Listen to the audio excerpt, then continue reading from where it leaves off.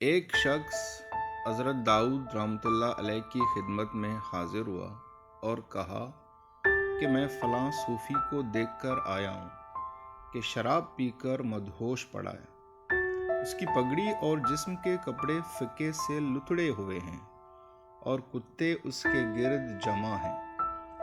داؤد طائی رحمۃ اللہ علیہ اس کی باتیں سن کر رنجیدہ ہوئے اور فرمایا کہ بھائی، سچا دوست آج ہی کے دن کام کرتا ہے، جا اور اس صوفی کو وہاں لے آ۔ اس نے بہت برا کام کیا ہے اور صوفیوں کے نام کو بگاڑا ہے۔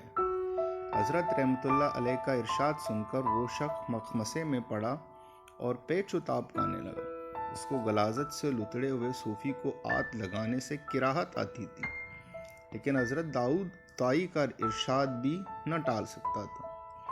آخر توہا و کرہا جا کر اس مدہوش صوفی کو کندھے پر لاد لیا۔ جب بازار سے گزرا تو سارا شہر اس پر امٹ پڑا۔ لوگ طرح طرح کے طعنے دیتے تھے۔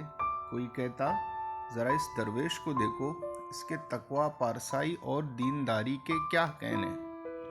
کوئی کہتا کہ آج کے صوفیوں کو دیکھو کہ شراب پیے ہوئے ایک مدہوش ہے اور دوسرا نیم بے ہوش۔ تف ہے ان کی اوقات پر غرض جتنے منہ اتنی باتیں۔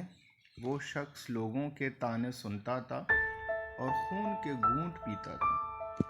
خدا خدا کر کے اس صوفی کی قیامگاہ پر پہنچا اور خود لوگوں سے منہ چھپائے اپنے گھر گیا۔ آج اس کو جو خفت اٹھانی پڑی، رات بھر اس کے تصور سے کروٹیں بدلتا رہا۔